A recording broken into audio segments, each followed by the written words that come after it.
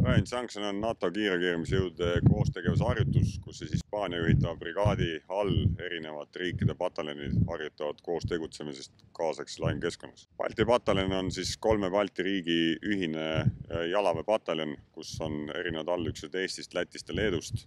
Täpsemalt meil on 4 manööverüksust, kellest 2 on Eesti oma, 1 on Läti oma, 1 on Leedu oma. Meil on ühine lahingutoetuskompanii ja ühine lahinguteenistustoetuskompanii. Antud hetkel pataljonis siin meie kõrvalasuse alas on ligemale 900 võitlejat, lisaks on rahvusvaheline toetuselement natuke teises kohas, ehk kokku isikkoosseis on ligi 1000 ja tehnikaühikud on ligi 250 antud hetkel siin põllul.